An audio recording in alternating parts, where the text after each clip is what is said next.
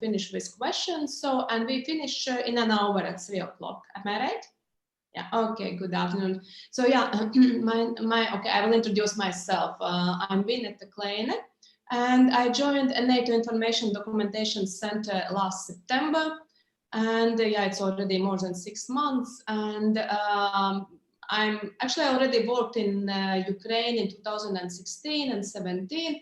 When I was on a European Union advisory mission, and we were supporting civilian security sector of Ukraine as police and Ministry of Interiors and border guards and security service.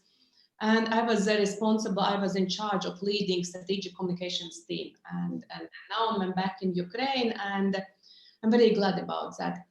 Just a quick, yeah, I will also then do screen sharing, and we will go through like main facts of NATO. Can you see? You can see this presentation, yeah? Okay. Yes. So this is the main building in Brussels, in Belgium. And in front you can see 30 flags of NATO. Yeah, I will just repeat that NATO was established on the 4th of April in 1949. And a couple of days ago, NATO celebrated its 72nd anniversary. And the reason why NATO was established, it's important to remember, it happened after 2 devastating world wars, first and second one. And the treaty of NATO was signed in Washington. That's why it's also called Washington Treaty. You can see there were 12 signing countries, among which was Belgium, Canada, Denmark, France, Iceland, Italy, Luxembourg, the Netherlands, Norway, Portugal, the United Kingdom, and the United States in Washington, D.C. And right now there are 30 member countries. And the 2 last ones are from the Balkans, from the Western Balkans. Last year, North Macedonia joined the alliance, and a couple of years ago, Montenegro. And as you can see the flag on the screen. So why is it blue flag? Have you ever thought, it's a blue flag, and there is a white circle in the middle, and there is also a compass rose in the very middle of the flag. And if we look, so it's called Transatlantic Union or Alliance. The dark blue field represents the Atlantic Ocean. The Atlantic Ocean, because it's Transatlantic Alliance. And this white circle in the middle, it stands for unity among the member states of NATO. And there in the very middle, you can see the compass rose. And the compass rose symbolizes the direction towards peace. That's why NATO was established shortly after the end of the Second World War. And the greatest responsibility of the alliance is to protect and defend NATO's territory and populations. And maybe you have heard, definitely, because you already had a lecture on NATO about Article 5. Article 5, it's the founding that lays the ground for the existence or for the aim or goal of NATO. Article 5 means that an attack on one member of NATO of the alliance means an attack on all member states. And Article 5 has been invoked or put in operation only once in NATO's history, and it happened on the 12th of September in 2001 after the terrorist attacks in the States, in America. And it's also important, as you already clarified, that NATO it's a political and military alliance, and it's very important to remember because there are many people perceive it only as a military alliance. No, it's a political and military. And first, if there is some conflict or disagreements or crisis, emerging crisis, NATO tries to solve in a peaceful way by using dialogue or discussions, around table conversations. And if only and if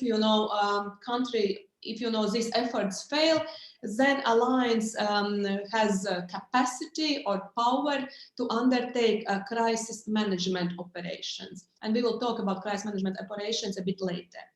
So we clarified what NATO flag symbolizes, and it's also very important to remember that all decisions at NATO are taken on consensus base. It means that each member state, now currently 30 member states, have equal rights or equal vote or equal same weight of a vote when it comes to taking decisions, important decisions. And this photo reflects London summit, and a summit is the highest event of NATO that takes place not every year, but once in 2 or 3 years. And this year it will take place in Brussels later this year. And you can see how all member states are sitting around the table. And it's also important to remember that member states sit around the table according to an alphabetical order, starting with letter A. So please think, which member state starts with letter A, also comes from the Balkans, it's Albania, then follows Belgium, and so on. So let's go further. I will also remind, so you already know that Jens Stoltenberg currently, that NATO is currently led by Secretary General Jens Stoltenberg, a former Prime Minister from Norway, and he's also NATO's main spokesperson. And you can see maybe in the background there is also a logo of 2030. So it's NATO reflection process. We'll talk a little bit later, just to refresh information, knowledge. It's about NATO 20 and 30 reflection process stuff. And shortly about the structure, because it's very important if we talk about some organization, it's important to understand how it functions, how it's built. And you see 30 member states currently, and then if you look on the side, where are those blue, light blue squares or triangles, you can see that there are 30 delegations. It means that each member state sends a delegation to NATO headquarters, to Brussels, to Belgium. And then in these delegations, there are members of Ministry of Foreign Affairs, of Ministry of Defense, and other institutions. And each member state has its delegation. And then we can see that there is North Atlantic Council. And North Atlantic Council is the principal political decision-making body of NATO. It means that also decisions that are taken, they are also taken by North Atlantic Council. And this North Atlantic Council consists of permanent representatives from each member state or an ambassador. So each delegation has a head, and these heads of delegations are part or compose a North Atlantic Council. And then you can see also down below there is also a square with subordinate committees. And so, and NATO, it's very important because NATO's agenda is very wide, and NATO has an extensive network of various committees that cover everything starting from political to technical or operational issues. For example, there is a political committee or defense policy and planning committee, committee for standardization, logistics, aviation, security, all kinds of committees. And then there we see also Secretary General, and Secretary General is also the main spokesperson, like a minister. For example, if we think of a ministry, at ministry, main spokesperson is a minister, and then at NATO, it's a Secretary General. And if we look, at the other side, we see these green squares, and this represents military side of NATO. We just discussed political side, and now we talk about military side of NATO. And there are 30 delegations, there are also 30 military representatives. And 30 military representatives are also composed of 30 member states. And down these military representations, there's not only military personnel, but also civil personnel. And down we can see NATO's military committee. And by the way, this week, a couple of days ago, a chief of military committee also visited Ukraine, and he also went to Lviv. That was on Wednesday. So yeah, chief of military committee was visiting Ukraine this week. So NATO's military committee, it's alliance's highest military authority, and it is also composed of chiefs of defense of all member states. There are chiefs of defense, or so-called CHODs, of all member states. And the military committee provides the North Atlantic Council, this political side provides on advices related to military matters, including policy and strategy. And if we go down the slide, we can see international military staff, NATO's international military staff. There are about 500 people who compose international military staff from various member states. And then there are also two command structures. These command structures consist of two strategic commands. It's Allied Command Operations and Allied Command Operations responsible for operations and missions, NATO-led operations and missions, and it's based in Belgium. And then Allied Command Transformation, it's based in USA, in Norfolk, and it's responsible also for capacity maintaining. So, and then I will go back, NATO, we see in the background this logotype of 2030. Last year in June, Secretary General laid out his priorities for NATO 2030. It means that it's a reflection process where we see NATO in 10 years from now, because security environment is changing. There are emerging security threats such as hybrid warfare, cyber threats, energy security is also it's on NATO's agenda. And this security agenda is broadening, and that's why also Secretary General launched this process in order to get to discuss with academia, with scientists, with young people, with civil society representatives, to get their advice, their opinion as to where we see NATO, 10 years from now, and what capacities NATO also should develop. And this NATO 2030 process, it's about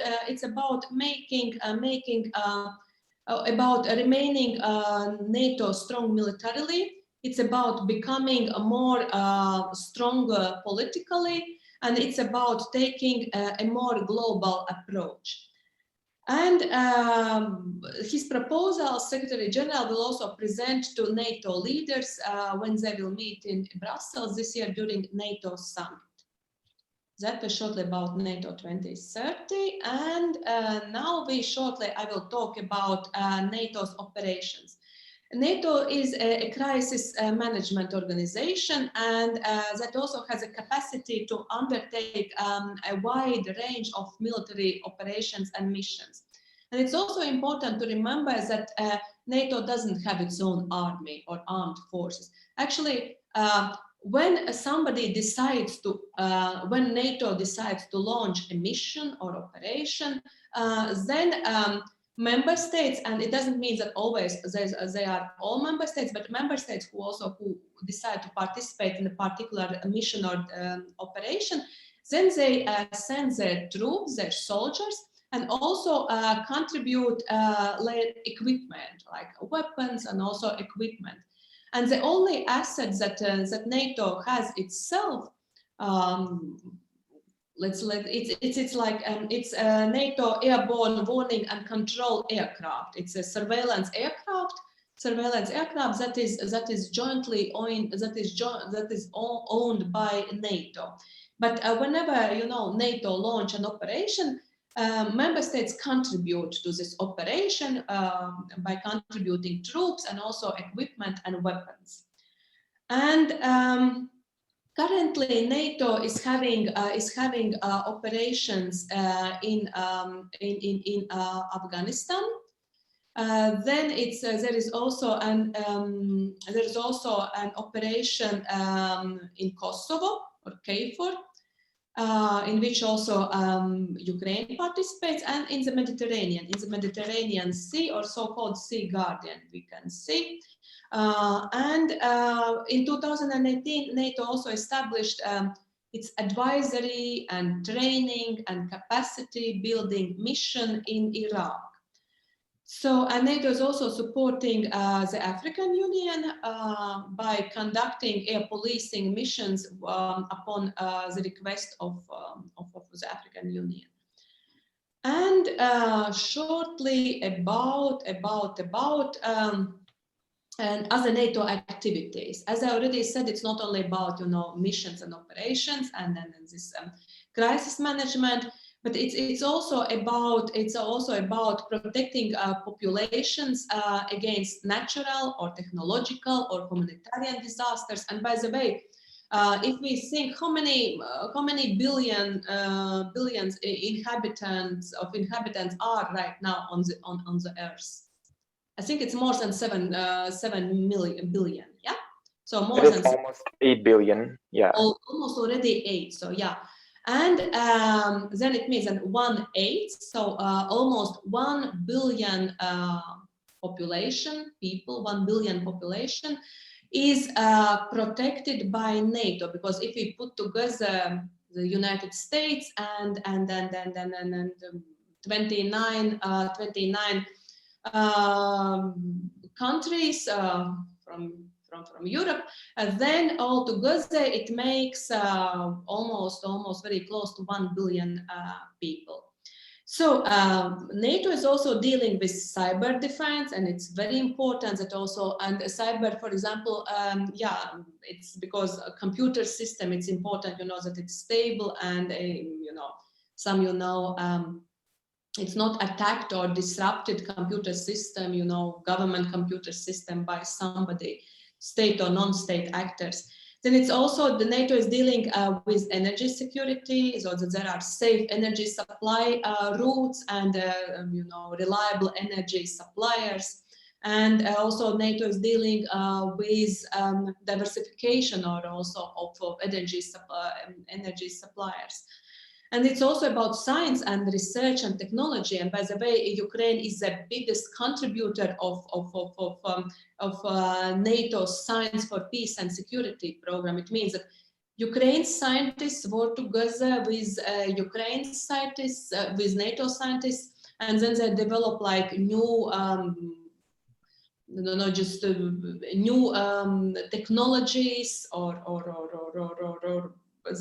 they exchange experience, and they work on scientific articles together. And yeah, it's a very you can see here as a slide, you know, reflecting this science work.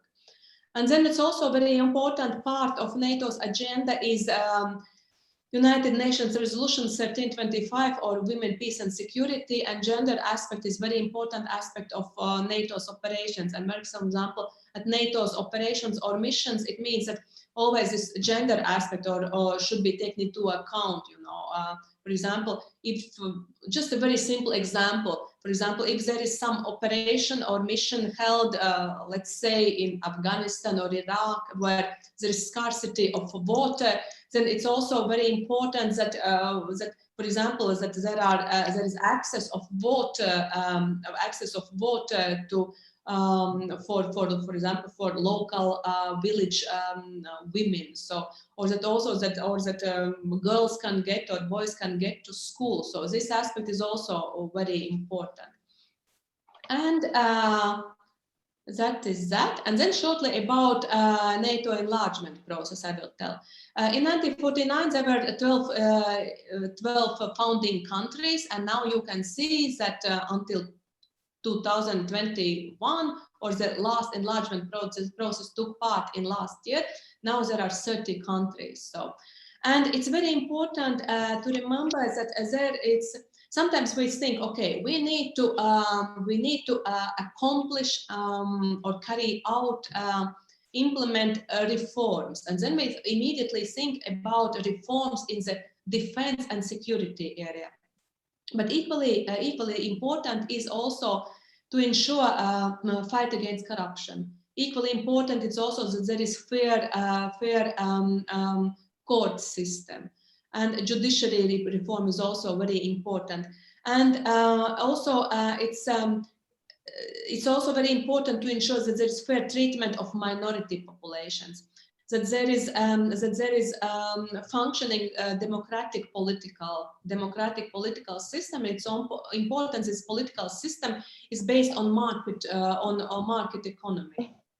And there is also commitment to solve conflicts in a peaceful way.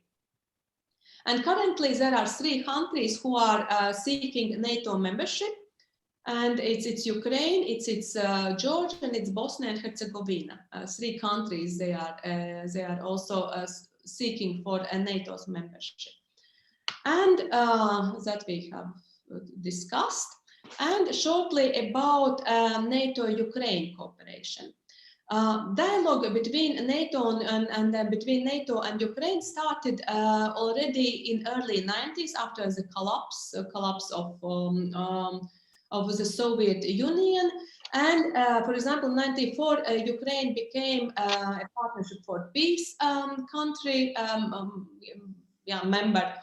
And also in 1997, there was signed a charter on a distinctive partnership, between NATO and Ukraine. And also in 1997 was established NATO-Ukraine Commission. And in 1997 was also established NATO Information Documentation Center. I represent in Kyiv. It was established, and also in 1997 was an important event for myself, because in 1997 I joined Latvian Armed Forces as press officer, and afterwards I worked for the Ministry of Defense, and so it's also an important year for myself. Now shortly about NATO-Ukraine cooperation. So it's in 2020, it's also, I will remind, Ukraine became one of 6 NATO enhanced opportunities partners. It means, maybe you have heard this EOP, enhanced opportunities partner. What does it mean?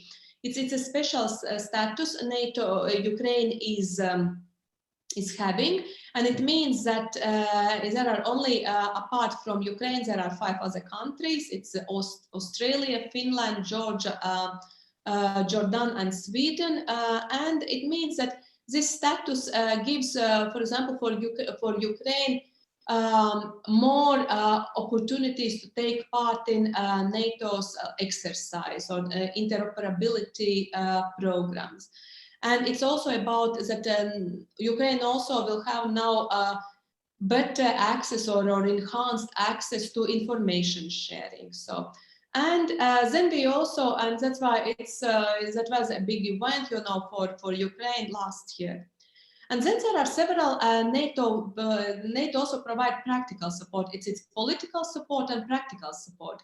And there are several trust funds or programs, as we can see. And these programs, for example, help Ukraine's, help to develop Ukraine's defense system, armed forces, Ministry of Defense, also security service and other security agencies. And for example, what NATO does? NATO helps with logistics and standardization. What does it mean, logistics? Well, for example, when soldiers or forces military force are deployed somewhere, then they have to be supplied with food, with fuel, with electricity, with military equipment. And this is what does logistics. And there is also standardization. So it means that, as I said, NATO doesn't have its own armed forces. It's composed, each member state, put together or contributes with its forces or equipment.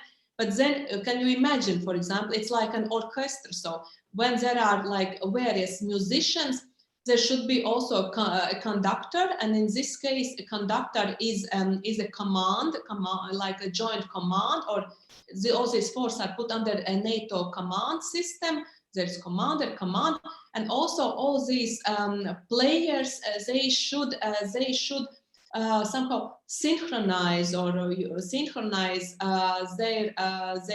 operations, so their work, and that's why it's very important that there are also same standards.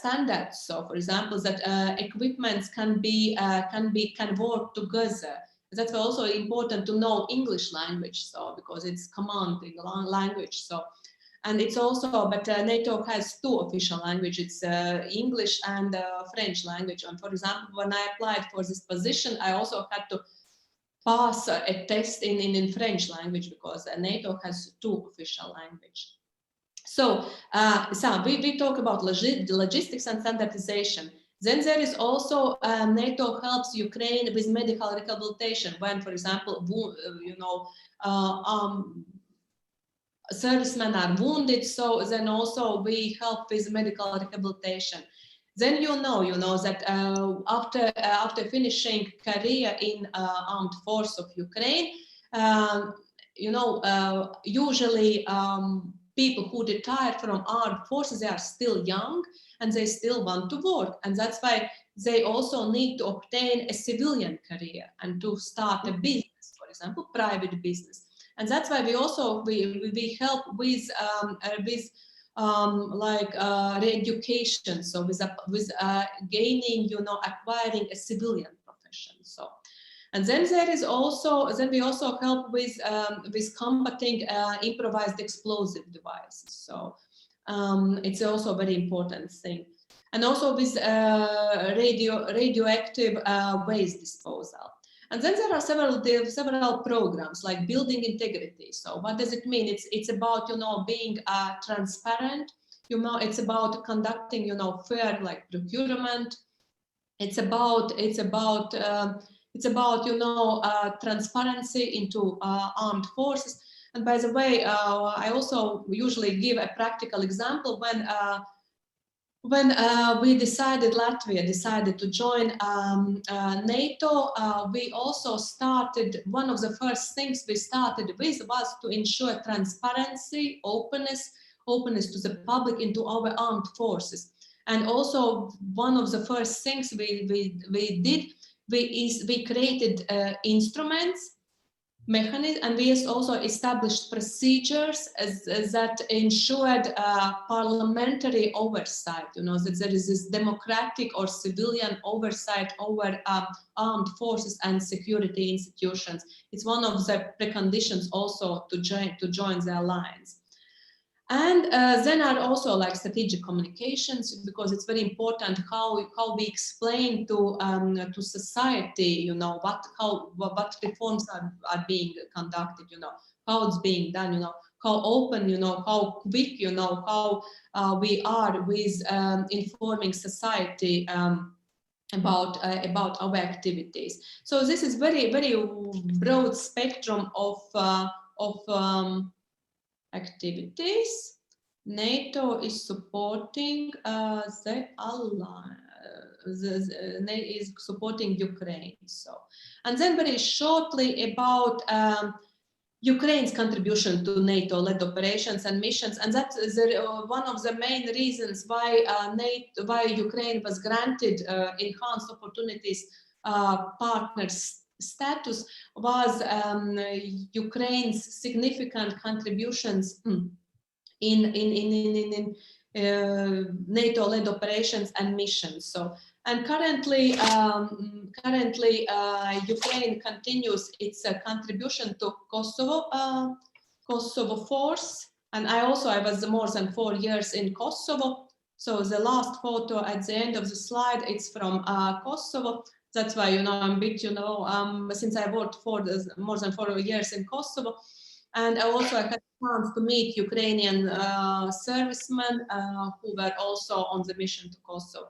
And then also NATO, Ukraine is also supporting NATO's led non-combat mission in Afghanistan, and also is contributing to NATO response force. And it was very important that during the ongoing pandemic, NATO is supporting Ukraine by providing medical supplies. And here on the first photo, we can see there are also one of NATO's member states, in this case Latvia, recently last month, also sent to Ukraine surface disinfectants, and on the other side, Ukraine has helped, for example, Italy by sending its medical personnel. That was last spring, a year ago, when Italy was hit heavily by the pandemic, by COVID-19, and also Ukraine is providing its huge Antonov aircraft, so and transporting medical supplies or medical personnel also to NATO member states. So that was shortly about, it took, you know, us half an hour. So that was about NATO's cooperation, NATO-Ukraine cooperation, and how NATO works. So a little bit refreshed. And then, for example, NATO Information Documentation Center, one of its tasks is to inform also Ukrainian population about what NATO is doing, what NATO represents. So it's about increasing awareness. And in this regard, NATO is dealing with public diplomacy. What does it mean, public diplomacy? Public diplomacy means various public engagement events and activities. And actually, NATO was one of the first international organizations which started to use public diplomacy, because usually public diplomacy is used by various cultural events, is used by states. For example, recently Ukraine also Ukraine's Ministry of Foreign Affairs approved Ukraine's public diplomacy strategy for next years. And it's a complex program, you know, how we promote, how a country promotes itself abroad. But also it's done by international organizations, for example, also by the European Union and also by NATO. And public diplomacy means various activities. And in this regard, so I really encourage you to visit a NATO website. And interesting NATO website already from 1997 published information in Ukrainian on its website. So there is you can find information in English, in French, in Ukrainian, and in Russian. And we use lots of media engagements, like Secretary General. He is very often giving press statements or taking part in press press conferences. Then we also, and especially now during the COVID pandemic, we use lots of online engagements. So those are like virtual visits of NATO, or there are, for example, youth summit within this NATO 2030 initiative. Then we also use roundtables, and we also use when it was possible. So we also, for example, we often took journalists from Ukraine, or civil society representatives, or young people such as you, like you. We took to Brussels, so that they also see how NATO headquarters looks like, and then these are various activities. For example, we also organize exhibitions. We also organize concerts. So, and NATO Information Documentation Center in Ukraine also travels to the regions and meets with students. So now we can't travel, so but I'm addressing you over the screen. And these are all kinds of activities we are using. We are also very active on social media accounts. So, and by the way, NATO started its public diplomacy activities in 1951, just 2 years after the alliance was founded, and because at that time people didn't have TV sets at home. And they had only radio and also newspapers, far away, like somewhere, let's say, in Greece or in Italy, somewhere up in the mountains. So even newspapers the people didn't get. And that's why NATO decided that something should be done, because, for example, a particular country joined NATO, but people should be also explain, what is on NATO's agenda.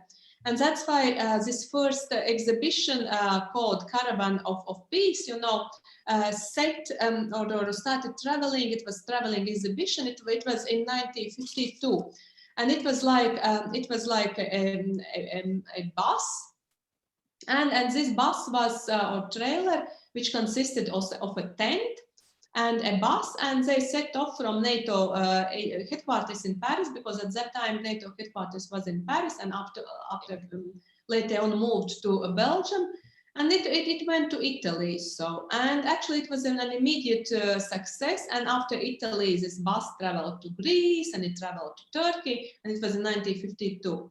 And then in 1960 also NATO decided that, because there were already technologies were developing, so, and then NATO decided to sell those buses and buy those trailers and to buy fully equipped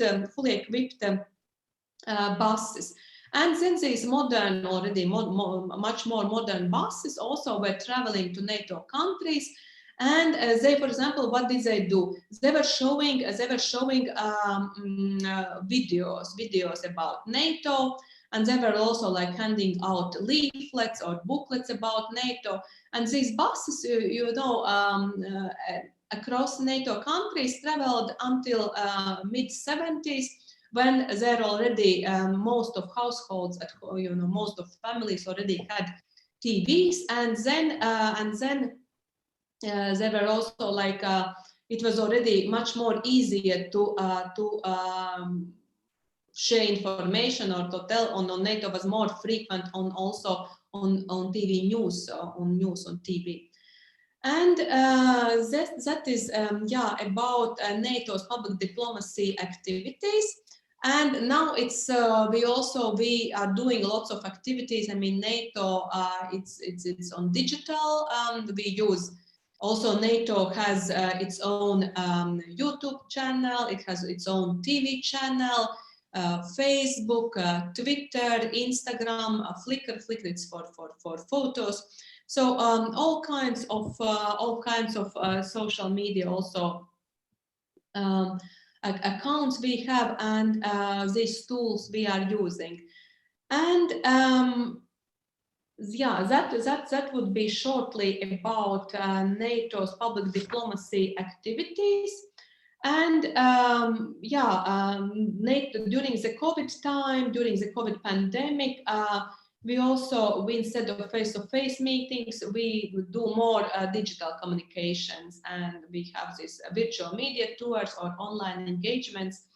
And actually, it's also it's an opportunity even to reach out to bigger audiences. And the main task of NATO Information Documentation Center is to give a fact-based information also to Ukrainians of all kinds of cooperation programs between NATO and Ukraine, and also of all kinds of engagements we have. And also encourage you to visit our Facebook page, and we also have Instagram page, Instagram and Twitter. So, but for you maybe, Instagram would be interesting. So, and also Facebook, it's NATO in Ukraine. It's called NATO in Ukraine. You will find, and because every day we post information on what is going on, between what's going on in Brussels, like major events taking place at NATO headquarters, or events that are taking place in NATO related in Ukraine. So we have a little bit of more time, and I'm ready to take your questions. I would like to start. Yeah, okay. Good day. As you have mentioned, the NATO has a plan, if I'm not mistaken, for 10 years, or where the members of the NATO see the organization's affairs in 10 years. Like, what's the perspective of the Kляйн and these resolutions? So I would like to ask concerning the Ukraine's impact in the NATO's work, and Ukrainian nation taking part in the NATO missions. Is Ukrainian affiliation and changing the status of supporter to NATO member included in this plan? Thank you. Yeah, I will clarify. There is still in 2010 was security, also NATO Security Council was also launched. So, and at the moment this is a reflection process which is ongoing. So there isn't a plan passed or voted or accepted for next 10 years. It's a process which is going, so it's a reflection process, during which, we reflect, or, how we see, also NATO, how we see, also this international security environment, how it may develop in the next 10 years. And then during the NATO summit this year, the Secretary General will present his proposals. So they are being developed. So it's still in process. So, and these proposals will be presented to heads of NATO member states. And and also in this reflection process, also partners are also involved. And but if you ask about, I understand. So the question was also about NATO enlargement process. Am I right? Yes.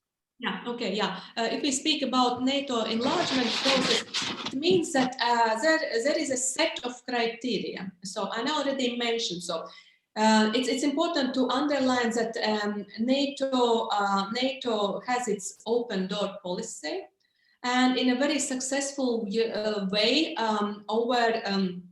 and step by step, over the last couple of years, also NATO has been enlarged. So, and as I mentioned, so last two countries that joined NATO were North Macedonia and Montenegro. Also NATO stands firmly by its decision taken in 2008 in Bucharest during Bucharest summit that Ukraine and Georgia will join NATO. What is needed? So now the focus should be done on domestic reforms. And as I already underlined, these domestic reforms imply reforms in the defense and security sector. It means, but also they are very equally important reforms beyond, the defense sector, such as reforms of judiciary system. It's also ensuring that there is a civil military control, or that also there is parliamentary control over armed forces. So, and it's also important. And in order a country joins, an aspirant country joins as an alliance, it is expected that a particular country or nations are expected that they respect the values of North Atlantic Treaty, and these values are it's democracy, it's a rule of law, it's human rights, and it's also there are also a set of certain political, economic, and military criteria. And these criteria, these political, economic, and military criteria include a functioning democratic political system. So it should be functioning democratic political system. It's also fair treatment of minority populations. It's a commitment to resolve conflicts peacefully, in a peaceful way. And it's also an ability and willingness. So there should be ability and willingness to contribute, to make a military contribution to NATO-led operations and missions. And also there should be a commitment to democratic civil-military relations. There's also this commitment, as already said, and institutions. So there are also democratic structure, institutional structures. It's also important. So it's a complex process. So, and also I will give as an example. For example, the Baltic countries, and because I represent also one of them, so it took us, we had to carry out fundamental reforms, very fundamental reforms in order to join NATO. And also we had we had our homework we had to fulfill. And when it was done, so yeah, then also there was a decision. And usually this decision, it is taken based on consensus. It means that all member states of NATO, they vote, and then they it's a decision taken by all member states. That a new member state joins the alliance. So that was my long reply to your short question. Yes, but still, thank you for the response. May I be the next? Yeah, sure. Yes. Thank you. There is an opinion that the presence of NATO troops in the territory of the land that is not a member of the NATO alliance automatically means that it's going to be an aggregation in the given area. Mm-hmm. But what was the question? So is it just a myth, or it has a stable ground? If we speak about NATO-led operations and missions, so usually it's also the decision, for example, to conduct, you know, a NATO-led operation or mission. So it's it's based usually on United Nations, also like a decision. So it's there is like a international decision, so based on which also, for example, NATO-led mission or yeah, it's in this case, so operation, for example, is launched. So, for example, currently also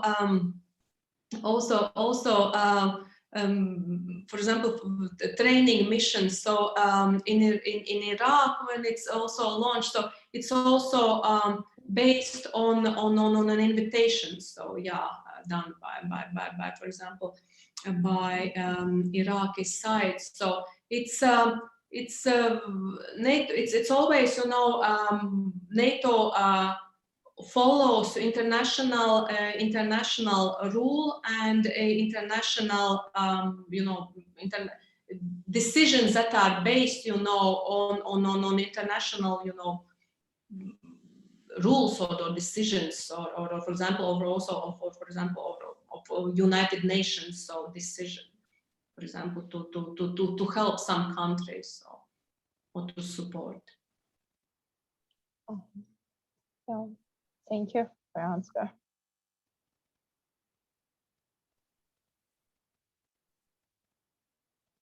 Is there any other question, or I can take?